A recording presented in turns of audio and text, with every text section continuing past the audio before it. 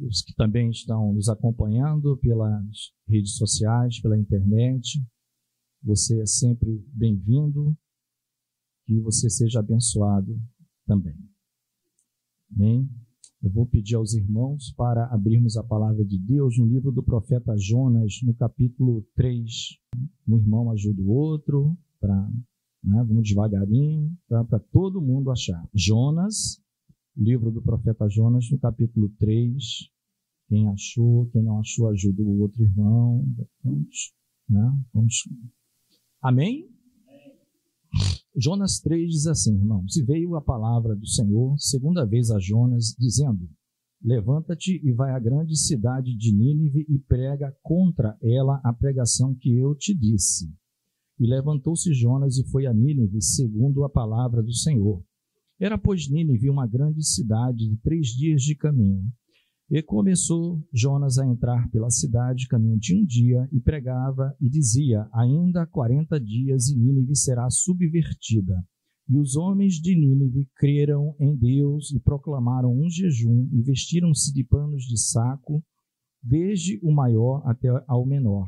Porque esta palavra chegou ao rei de Nínive, e levantou-se do seu trono e tirou de si as suas vestes e cobriu-se de pano de saco e assentou-se sobre a cinza, e fez uma proclamação que se divulgou em Nínive por mandado do rei e dos seus grandes, dizendo: Nem homens, nem animais, nem bois, nem ovelhas provem coisa alguma, nem se lhe dê pasto, nem bebam água, mas os homens e os animais estarão cobertos de panos de saco e clamarão fortemente a Deus e se converterão, cada um do seu mau caminho e da violência que há nas suas mãos.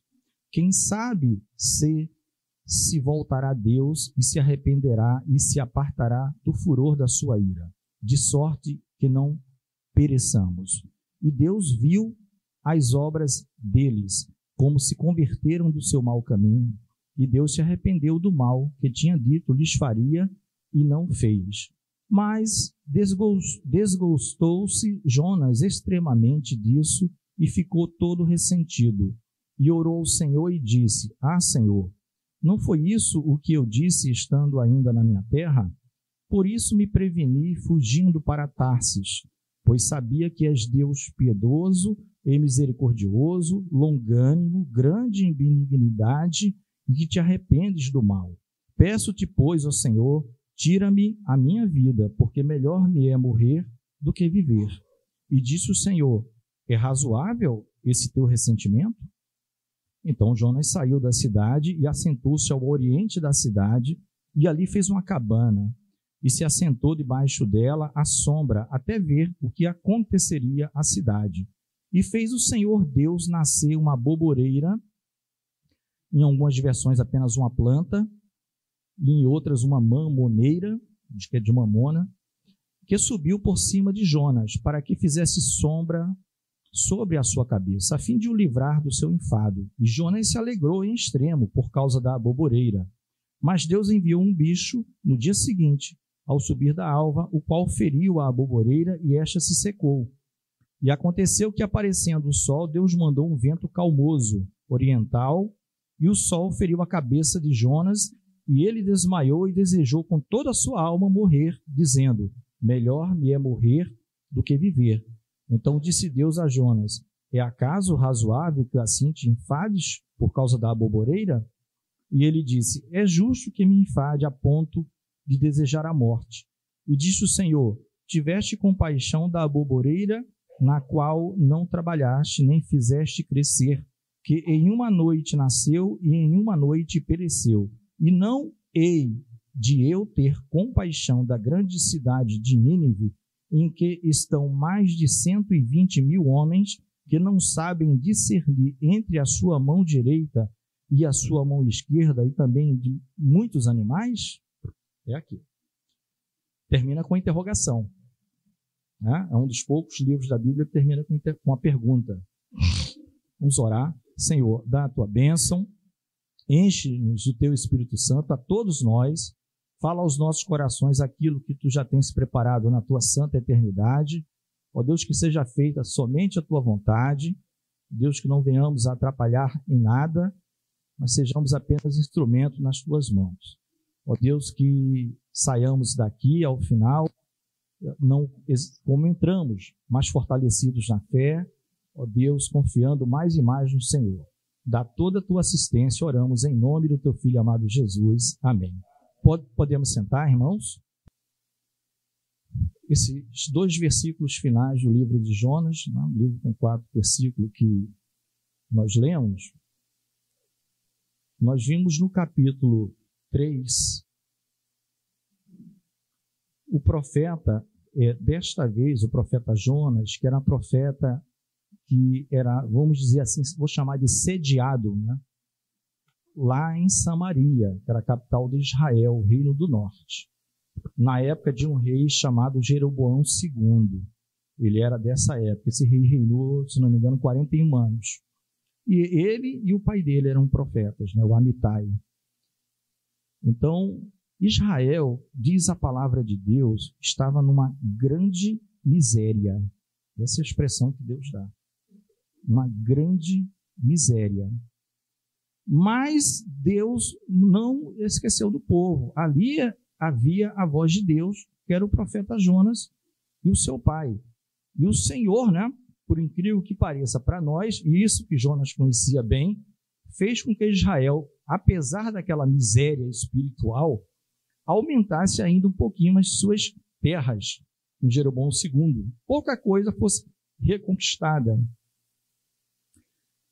E o profeta, todos os profetas, irmãos, eles choravam muito pela nação do Senhor. Todos os profetas. Apesar de todos os erros, os profetas não tinham prazer em predizer aquilo que já estava na mente de Deus devido à maldade do povo. Eles não faziam isso com prazer, né? Com alegria. Jeremias não vibrava com o cativeiro da Babilônia. Jeremias falou tudo aquilo naqueles 50 e tantos versículos, né, capítulos, quase sempre voltado para Jerusalém, embora haja também contra outras nações, contra a Babilônia. Mas ele não queria nem dizer aquilo, desde o chamado dele, né? Era algo muito difícil para dizer. Tanto é que o que é que Jeremias escreve depois? Uma lamentação. Não é um cântico de alegria pela queda de Jerusalém, mas é uma lamentação, é um choro por ver os seus irmãos naquele estado. E Jonas a mesma coisa. Jonas sabia da miséria que havia lá, mas sabia da misericórdia do Senhor. Né? E eles estavam sempre esperando que Deus concedesse mais e mais e mais, porque eles sabiam que a misericórdia do Senhor não tem fim. Isso está nos Salmos, isso está na palavra de Deus. Ele vai dizer que Deus é um Deus misericordioso, longânimo, bondoso, grande benignidade, se arrepende do mal. Né? Ele vai dizer tudo isso. Ele vai dizer tudo isso. Os profetas tinham esse sentimento.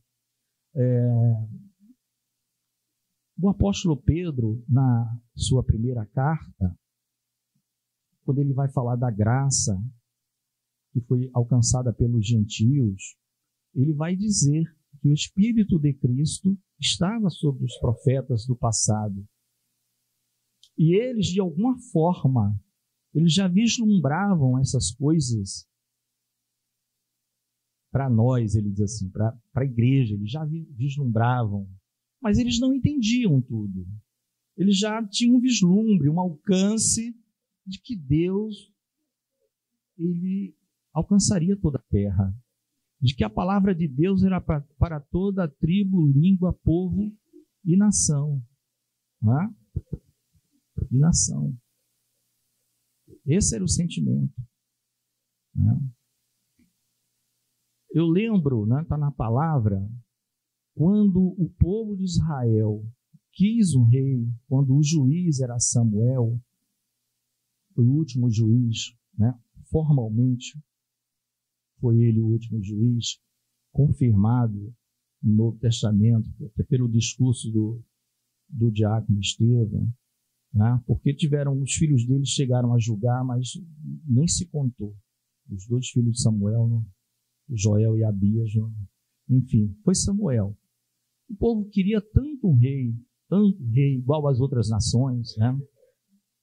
E Samuel dizia, olha, eu não vejo com bons olhos esse pedido de vocês, porque a gente tem recebido do Senhor a orientação. Mas queriam um rei, de qualquer jeito, né? E nós já sabemos que Deus escolheu Saul. É muito comum as pessoas falarem que Israel, que o povo escolheu Saul. Não foi o povo, foi Deus. Deus escolheu Saul da tribo de Benjamim, né? Mas não foi Deus que teve a ideia de colocar um rei ali, foi o povo. Mas o que eu quero dizer? Depois que o profeta, o juiz e o sacerdote, ele fazia as 3 funções, Samuel, foi aposentado. Depois que ele foi aposentado,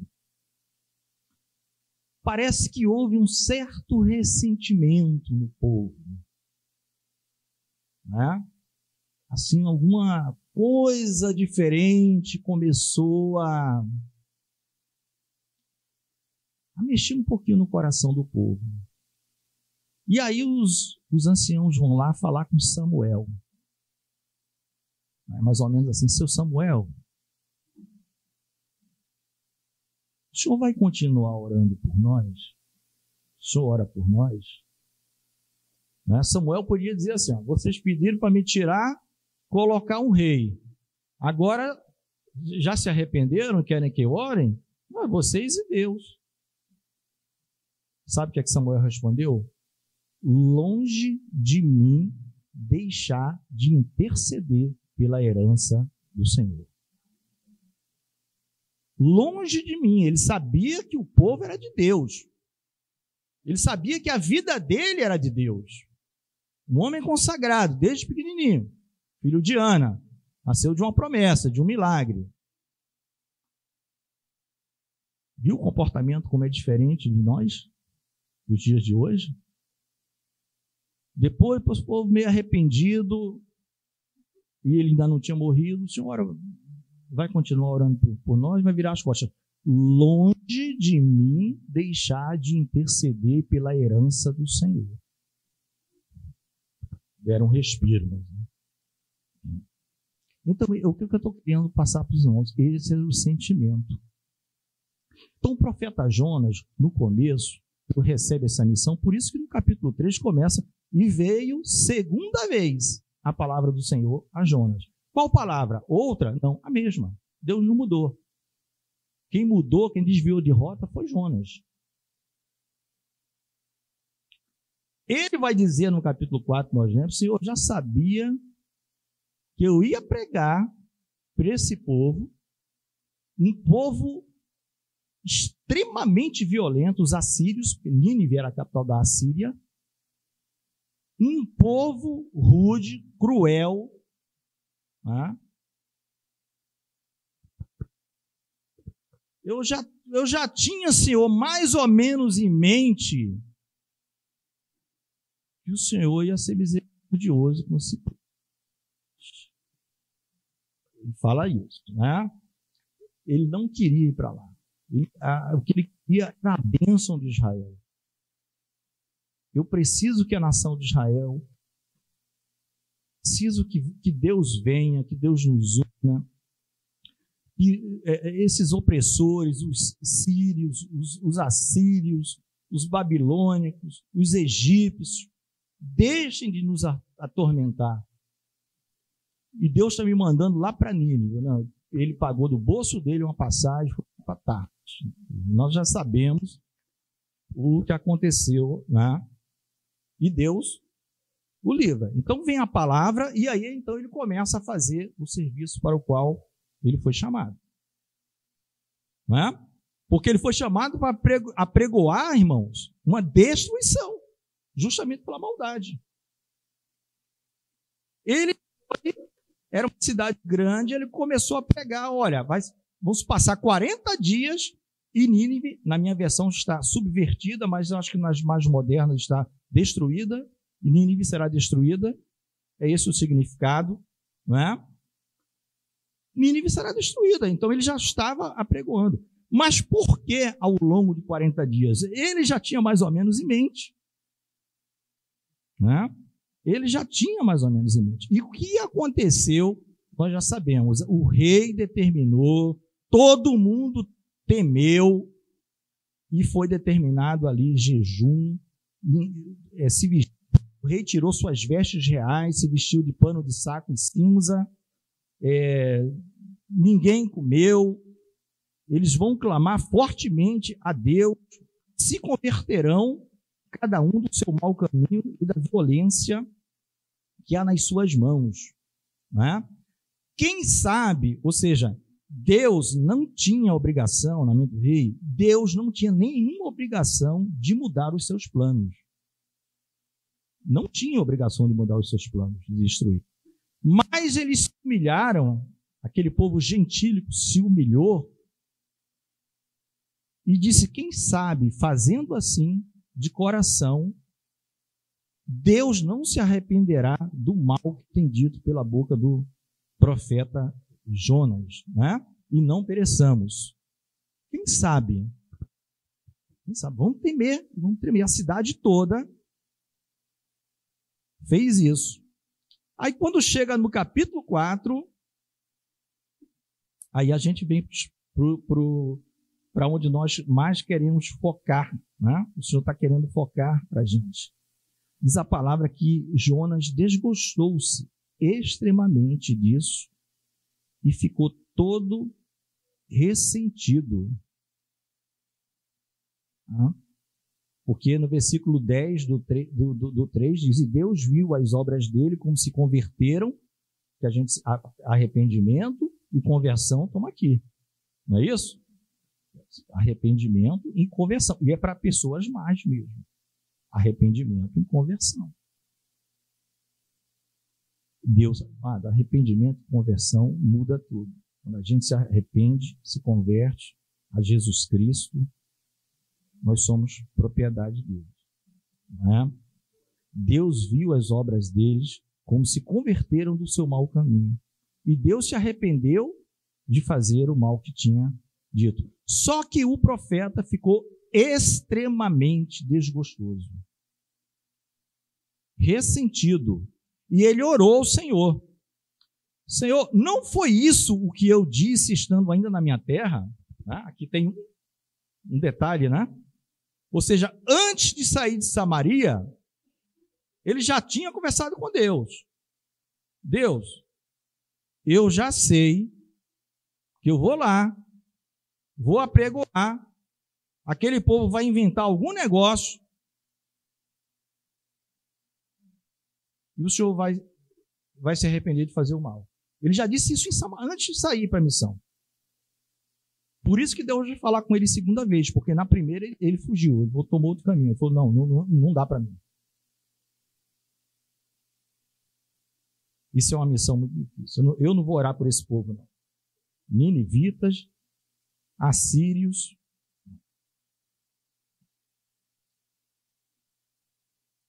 Ele foi parar no ventre do peixe, né? Só saiu depois que ele orou ao Senhor lá. Envolto de carne e no escuro. Trevas e carne. Sem luz e sem espírito. Muita carne, Paulo fala, só carne e trevas. Aí de lá ele ora. Aí Deus o atende. Deus não estava com raiva de Jonas. Deus conhecia o coração dele. Conhecia. E ele diz que orou e disse, olha, Senhor, eu já tinha falado isso com o Senhor lá na minha terra.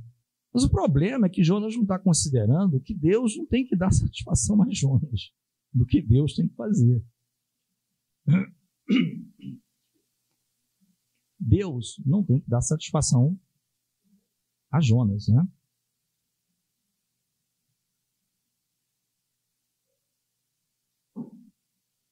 O nosso Deus, se Ele quiser, Ele pode dizer a justificativa, as razões.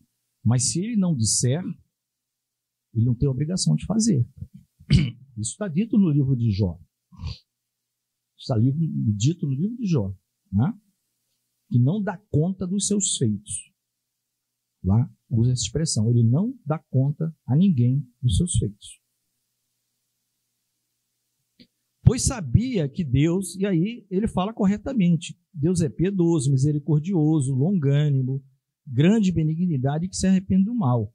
Aí, olha o pedido do profeta. Peço-te, pois, Senhor, tira a minha vida, porque melhor me é morrer do que viver. Tira a minha vida. É um pedido de tirar a vida bem estranho, porque a gente já viu os profetas fazendo isso pelas perseguições e sofrimentos, né? Nós vimos Moisés pedindo para não mais continuar com o povo.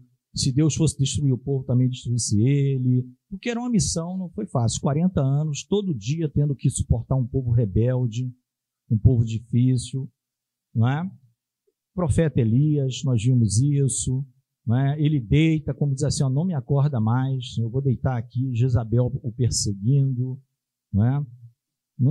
O próprio Jeremias reclama por que nasceu, Jeremias vai reclamar também, não é? Porque deu à luz a um homem como eu, minha mãe, porque todo o povo me tem como inimigo. Nunca lhe emprestei com usura, todavia todos eles me amaldiçoam. O que Jeremias dizia. Mas eles tinham, já o Jonas aqui, ele não se conformava com Deus abençoando nações gentílicas, ouvindo como se for o povo de Israel, e o povo de Israel na miséria, que é a palavra que está lá, no livro dos Reis. Só que o Senhor faz uma pergunta para ele, irmãos, que vai para nós, a gente vai ficar no lugar do Jonas aqui. É razoável esse teu ressentimento? O Senhor Deus, ele tem um princípio também, chamado razoabilidade. Antes do direito criar isso, de proporcionalidade, racionalidade, razoabilidade, as leis jurídicas, Deus já usa isso. É razoável? Pensa direitinho. Você está pedindo para morrer porque eu vi o arrependimento de um povo, a sua conversão, e aí eu voltei, me arrependi do mal que tinha dito, e por isso você entende que você não deve mais viver. Se você está cansado, é razoável? É razoável. Hoje, amados, nos dias de hoje, sabemos como estão as coisas aí. Uma criança chora, o pai arremessa pela janela.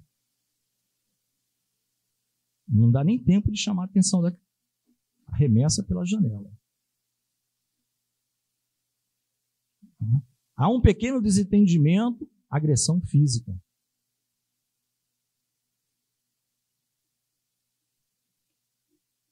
Por coisas banais, simples, o homem matando os vulneráveis.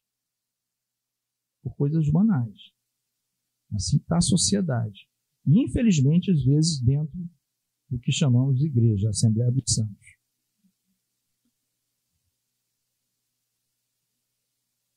Aí Jonas não responde ao Senhor. É razoável o teu ressentimento? Ele não responde. Ele sai da cidade, irmão, olha a expectativa do tal do Jonas. Ele saiu da cidade no versículo 5 do capítulo 4, assentou-se no oriente da cidade, fez uma cabana ali e assentou-se debaixo dela, à sombra, até ver o que aconteceria à cidade. O coração daquele homem ainda respirava destruição. Eu acho que ele estava assim, quem sabe eu não vou assistir de camarote a destruição de Nínive. Foi lá pro monte. Quem sabe esse povo mau, esse povo rebelde, esse povo que não quer saber de Deus, não vai descer logo um fogo do céu, enxofre, igual Sodoma e Gomorra, e vai destruir tudo, e eu vou assistir de camarote. Aí eu vou dizer, Deus pode me levar porque eu estou feliz. né? Quem sabe? Era a expectativa dele. Ele subiu lá e diz isso, vou ficar olhando. Ainda tem esperança. Não respondeu o Senhor e foi. Aí depois o Senhor Deus fez nascer, uma cabana provisória, o Senhor fez nascer, eu vou ler como está na minha versão, a boboreira. Tá? Em algumas vão estar plantas, em outras mamoneira. Subiu por cima de Jonas para que fizesse uma sombra sobre a sua cabeça, a fim de livrar do seu enfado. Jonas se alegrou em extremo por causa da boboreira. Mas no dia seguinte, né, Deus fez subir um bicho que feriu a boboreira e esta secou. E aí aconteceu que, aparecendo um sol, mandou Deus um vento calmoso. O calmoso aqui é quente, tá? Aquela chamada calma do dia, que fala na Bíblia, é um substantivo pouco usado, mas é calor. Tá? Em Apocalipse, por exemplo, quando a gente estiver lá na Nova Jerusalém, não vai ter a calma do dia, está escrito lá. É o quê? Aquele calor. Os trabalhadores eram basicamente pecuária e agrária, era debaixo do sol. Eram muitos dias debaixo do sol. Então a calma do dia era aquele calor, fosse na forma de um vento ou do mormaço. Tá? Então o Senhor está dizendo, lá para a cidade que eu tenho preparado, vocês não vão ter isso, esse desconforto. Né? Os trabalhadores da vinha, lembram dessa parábola? Os da última hora, os da primeira hora vão reclamar, dizendo, nós suportamos a calma do dia. E o Senhor está pagando a mesma coisa para os que entraram na 10ª hora, que é a 11ª. Que calma do dia é essa? Será? Não, era o calor do dia, pessoal. Um trabalho árduo. Então veio sobre Jonas esse vento calmoso e feriu a cabeça de Jonas e ele desmaiou. Deus está trabalhando Jonas. Deus está transformando Jonas num servo que entenda um pouquinho mais, que tenha mais paciência, que seja mais razoável. E a palavra diz que ele desejou morrer de novo. Melhor me é morrer do que viver. Jonas estava muito preocupado com a situação dele, pessoal, né? Queria o conforto dele, que era uma sombra, uma cabana. Lembrando, irmãos, o que é que a palavra de Deus diz? Caminhai, porque não será aqui o vosso descanso. Aqui é local de trabalho. Grande é a seara, poucos os ceifeiros. Aquele que pega no arado e olha para trás, não é digno de mim. Né? Rogai ao Senhor da seara para que mande mais ceifeiros, mais obreiros. Né? Quem não, né, negar tudo e seguir-me não é digno de mim. Jesus falando. Negar a si mesmo, trocar todas as coisas por ele, no sentido de ele é o primeiro. Jesus é o primeiro nas nossas vidas. Não é você abandonar a sua família, não é isso, mas ele é o primeiro. Né? Ele é o primeiro. O Senhor vai fazer no 9 praticamente a mesma pergunta. É acaso razoável, de novo, Deus falando da razoabilidade. É razoável que você se enfade por causa da boboreira?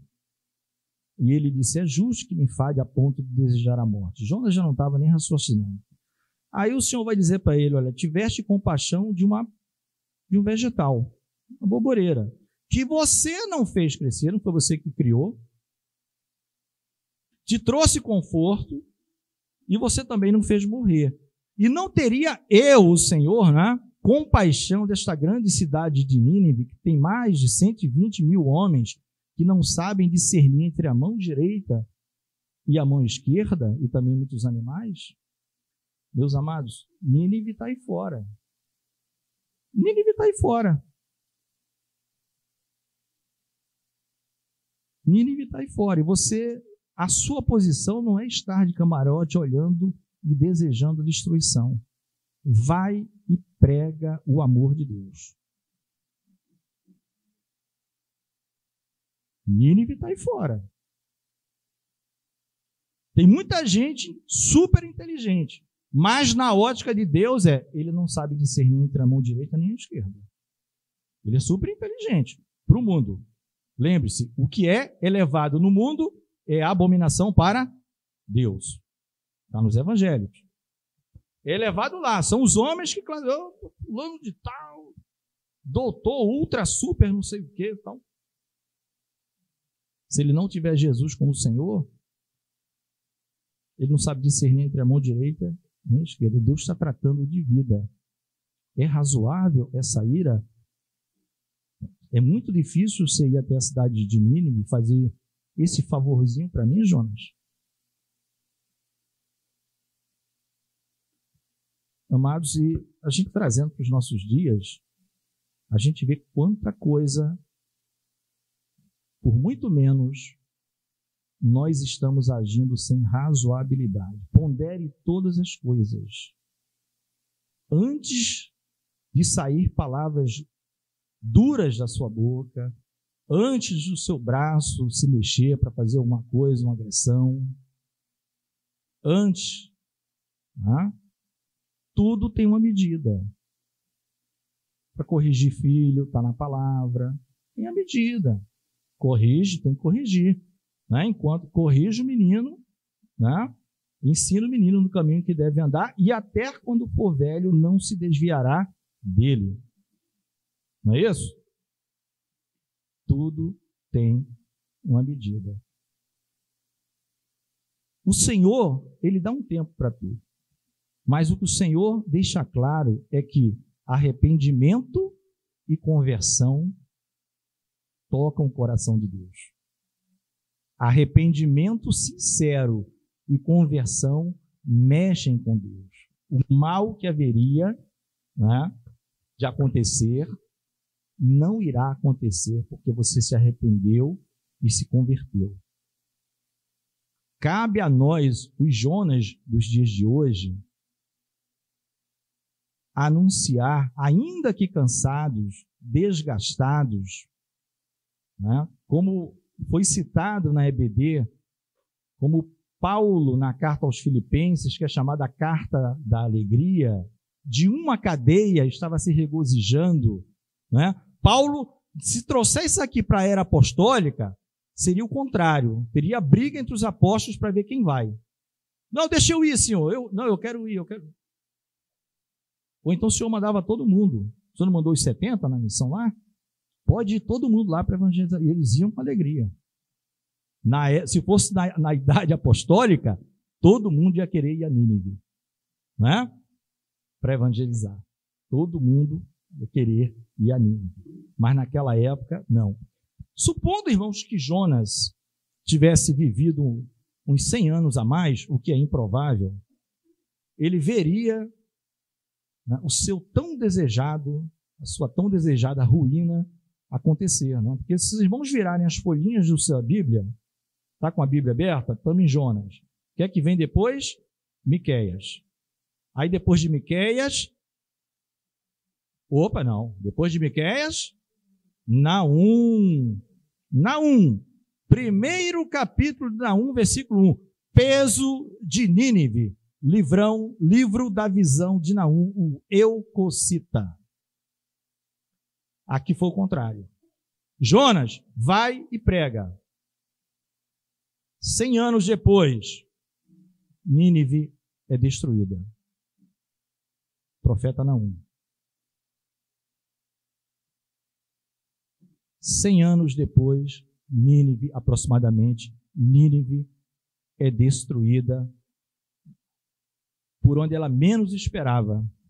Ela é cercada, ela tinha uma espécie de muro duplo em que passavam canais, porque era muito irrigado, rios, era riquíssimo isso, água é vida, só que Deus fez aquilo transbordar, deu um enchente. A cidade entrou em polvorosa, com os inimigos cercando, e o que era segurança para eles se tornou em transtorno. Então, o que Deus está dizendo para nós? Jonas, o dia do juízo não é você. Tem um juiz, Jesus Cristo, o justo. O dia do juízo, que Paulo chama lá em Filipenses, que o Filipenses tinha na cabeça? O dia de Cristo Jesus. Nós estaremos seguros. Né? Por isso que o dia de Cristo vai ser para uns, os homens vão estar se escondendo, todo mundo com medo da morte. Para os servos de Deus, aqueles sinais, perto está a vossa redenção. Né? Então, irmãos, nós como servos do Senhor, se o Senhor mandou pregar arrependimento, é porque ainda há lugar. Sai nas ruas e valados, ainda tem lugar para festa. Mas, Senhor, aquelas pessoas não têm nem roupa para vestir. Não, quem vai dar roupa sou eu. Todo mundo vai ter roupa de nupcial aqui. Porque os convidados, os bonzões foram resolver os seus problemas, não querem participar da festa, estão ligados nesse mundo. Né? Cada um quer cuidar da sua vida. Vai ter as bodas do Cordeiro. Bem-aventurados os convidados para bodas do Cordeiro. Apocalipse, lá no finalzinho, acho que é 20, por aí. Bem-aventurado. Então Jonas tinha que pregar o arrependimento. Eles se arrependeram. Pelo menos uma quantidade de pessoas ali se arrependeram. 100 anos depois, Nínive voltou à mesma prática. Aí Deus manda Naum. Deus manda Naum. E Naum vê o peso. O livro de Naum é um livro com tanto peso, irmãos. Peso é uma sentença. Em algumas vezes está sentença de Nínive. Que eu acho que só tem um versículo que você, assim, esse escapa. Esse é para mim. É o 7 de Naum. Você vai em Naum 7, diz: o Senhor é bom, uma fortaleza no dia da angústia, e conhece os que confiam nele. Então, irmãos, haverá um dia de juízo, de destruição sobre essa Nínive. Mas nós não podemos estar com a nossa mente pesada por não termos avisado. Não podemos fazer o que Jonas fez, fugir dos propósitos de Deus. E nem ficar triste porque Deus não destruiu. Muito provavelmente Jonas não viu isso, Jonas não estava vivo. Jonas não estava vivo e ele deve ter entendido o propósito do Senhor. A tristeza era por ver que Israel estava cada vez mais se desgringolando na fé, no andar na presença do Senhor, em agradar o Senhor, e vendo o Senhor mandando abençoar nações horríveis. Porque todos os demais versículos de Naum são bem difíceis, mas esse 7 aqui é para aquele que confia no Senhor. Vem a destruição, vem a ira, mas há o escape. O Senhor é uma fortaleza no dia da angústia. O Senhor conhece os que confiam nele. Então, todos que confiam no Senhor jamais serão confundidos. Jamais, está na palavra. Os que confiam no Senhor não serão confundidos. Meus amados, para terminar, a gente vai fazer a pergunta: meu amado, é razoável esse teu ressentimento? Será que não tem algo mais relevante que Deus quer que você seja um instrumento enquanto não vem o grande dia da ira do Senhor?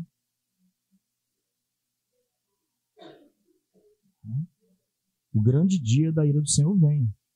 Nós que estivermos trabalhando para o Senhor, seja na minha geração, na próxima, seja quando for, é o versículo 7 de Naum. Os que confiam no Senhor, o Espírito conhece. O mal não lhe tocará. Serão separados do Senhor. Mas todos que ouviram e não se arrependeram nem se converteram, no dia da ira, não tem mais jeito. Não tem mais jeito. Por isso que a Bíblia vai falar tanto em ira do Senhor. Porque o Senhor Jesus, ele assumiu a ira que recairia sobre nós, dos que creem. E é por isso que Paulo abraça esta aliança. E ninguém melhor do que Paulo, como eu já disse antes, para se abraçar com a lei, porque ele era irrepreensível. E ele, quando conhece a Cristo, ele larga tudo e ele não mais confia na sua própria justiça, por mais correto que ele fosse.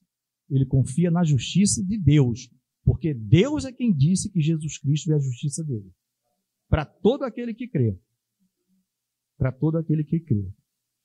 Irmãos, pense nisso. É razoável esse teu enfado? É razoável esse teu cansaço? É razoável o teu ressentimento? Faz sentido? Você está tão desgostoso? Ah, mas coisas ruins têm acontecido na minha vida. Está aqui a solução. Vai aos pés do Senhor. Arrependimento e conversão. Todo o mal que haveria de vir não recairá sobre você. Nós estaremos com o Senhor para sempre. Essa é a expectativa do crente. Isso os apóstolos entenderam. Por isso que o que acontece com os apóstolos, inclusive é o livro de Atos que a gente está estudando, né? É o que Jonas não fez aqui. A briga para evangelizar. Deixa que eu vou. Aonde o Espírito mandava, eles iam. E saía. E nós estamos evangelizando o Nínive. O Nínive está aí fora. Vai chegar o dia do Senhor? Vai. Para os que creem, nós estamos a salvo. Para os que ficarem, não foram por falta de anúncio ou de aviso. Amém, irmãos? Vamos.